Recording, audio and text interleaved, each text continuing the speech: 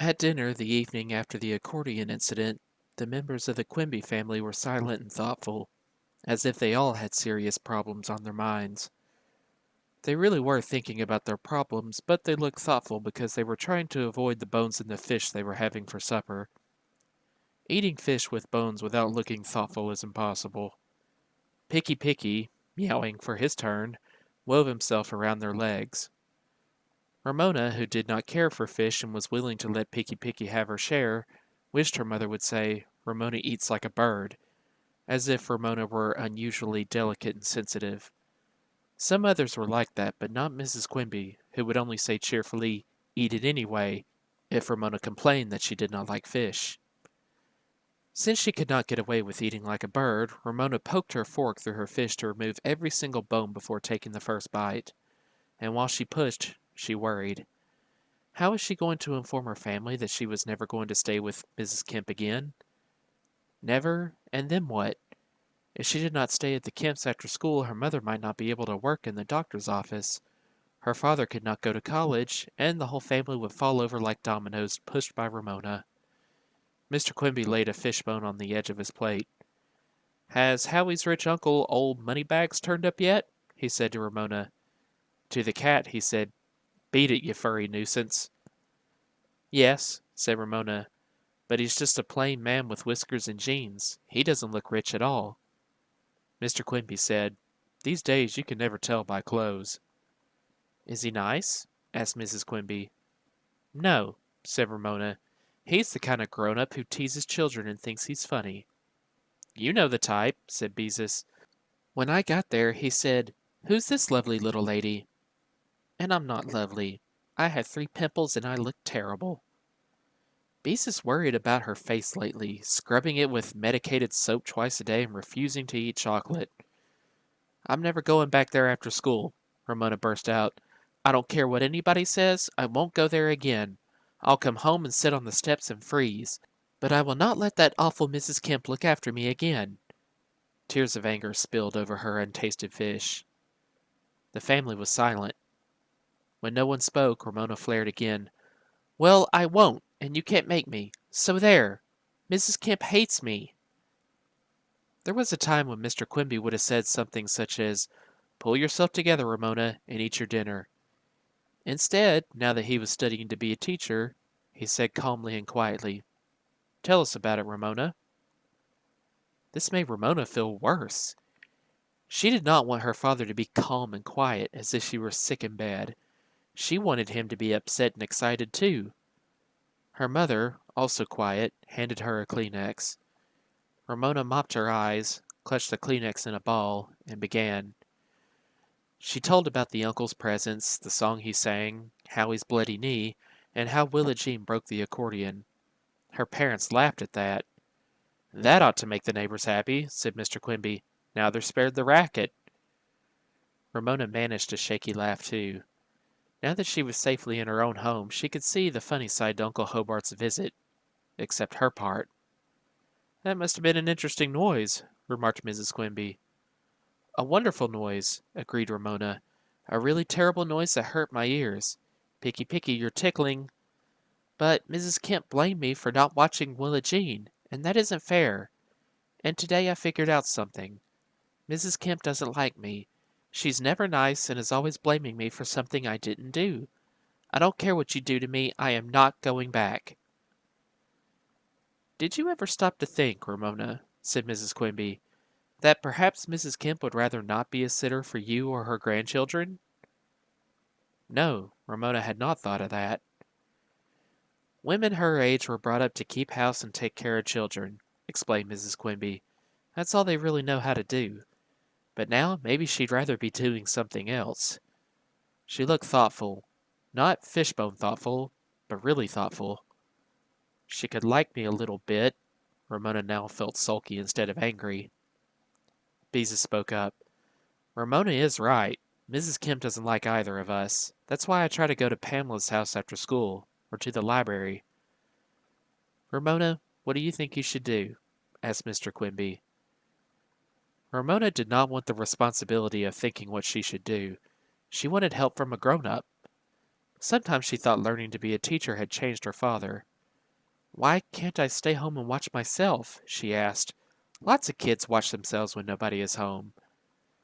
And those are the kids who get into trouble. Picky, picky, take your claws out of my leg. You're my daughter, said Mr. Quimby, and I don't like the idea of you staying alone. Other kids don't watch themselves, they watch TV, said Beezus as she cleared the table. I wouldn't watch TV, was Ramona's reckless promise. She whisked her own plate to the kitchen and dumped her fish on Picky Picky's dish. I would sit on a chair and read a book, cross my heart and hope to die, and stew and fry.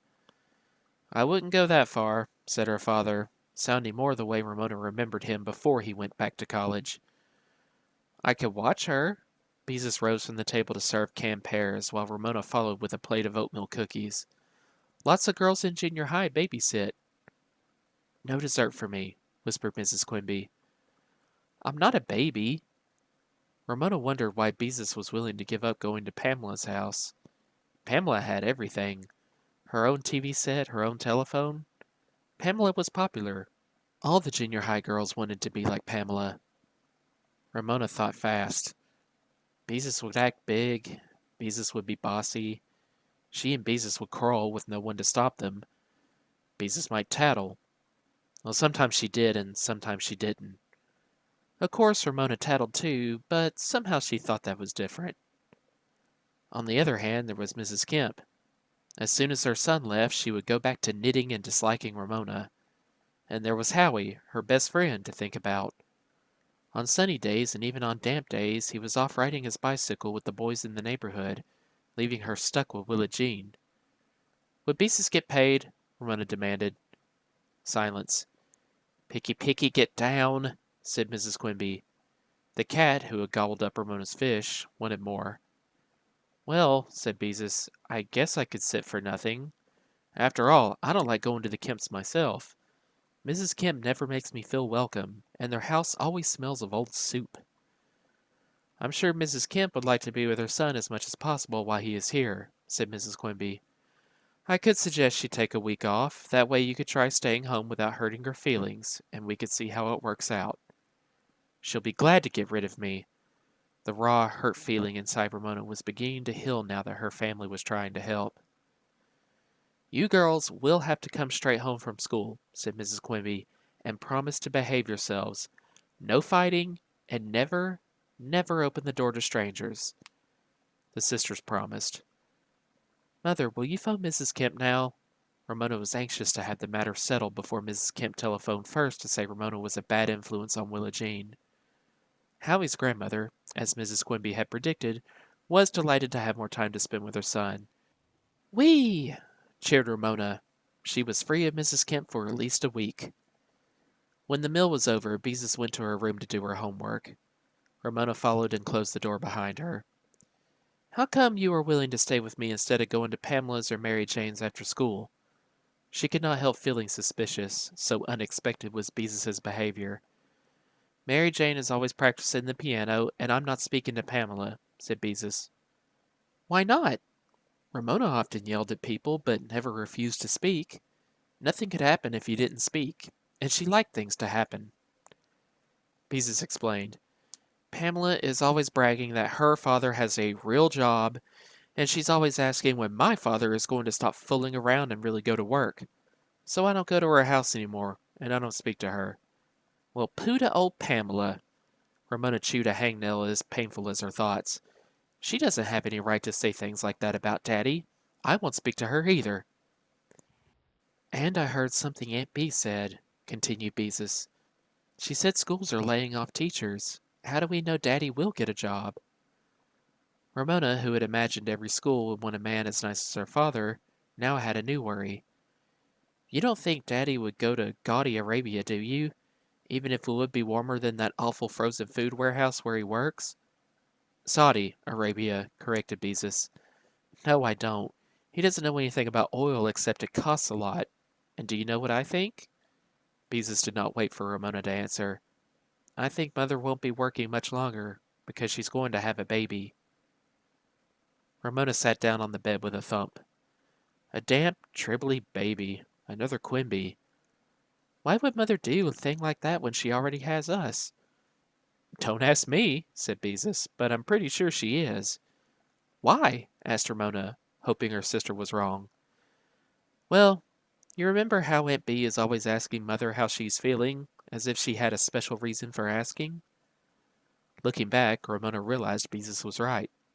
And Mother doesn't eat dessert anymore, continued Beezus, so she won't gain too much weight. Maybe she just doesn't want to get fat. Ramona was doubtful about this. Her mother had always been slender, never worrying about her weight like most mothers. And twice, back around Thanksgiving, Mother threw up after breakfast. Beezus added another reason. That's nothing, scoffed Ramona. I've thrown up lots of times, and mince pie always makes me want to erp. But ladies who were going to have babies sometimes throw up in the morning, explained Beezus. They do? This was news to Ramona. Beezus might be right. She was interested in such things. Why don't we go ask Mother? When she wants us to know, she will tell us, and of course I might be wrong. Doubt crept into Beezus's voice before she said, Oh, I hope I'm right. I love babies. I'd love to help take care of one of our own. I just know it would be darling. Ramona sat on the bed thinking while Beezus opened her books. A little brother or sister? She did not like the idea, not one bit. If she had a little brother or sister, grown-ups would say in their knowing way, as if children could not understand, somebody's nose is out of joint. Ramona had heard them say it many times about children who had new babies in the family. This was their way of talking about children behind their backs in front of them. But if it's true, I sure hope Daddy finds a teaching job fast, said Beezus. Now go away. I have to study. Ramona wandered into the living room, where her mother was lying on the couch watching the evening news on TV with the sound turned low so it would not disturb her husband, who was studying at the dining room table. Ramona knew she was not supposed to interrupt when he was studying, but this time she decided he wasn't really working, just doodling on a piece of scratch paper with a worried look on his face. She slipped her head up between his ribs and arm. Hi, said her father, as if Ramona had brought his thoughts back to the dining room. Hi, answered Ramona, as her father quickly turned over his page of doodles. But not before she had a glimpse of dollar signs and babies. Doodles, that must mean he was thinking about a baby. You have me to be your little girl, Ramona reminded her father. Her father rubbed his chin against the top of Ramona's head. That's right, and I'm mighty glad I do. Then you wouldn't want another little girl, would you? Ramona had to find out. Oh, I don't know, said Mr. Quimby. I like little girls.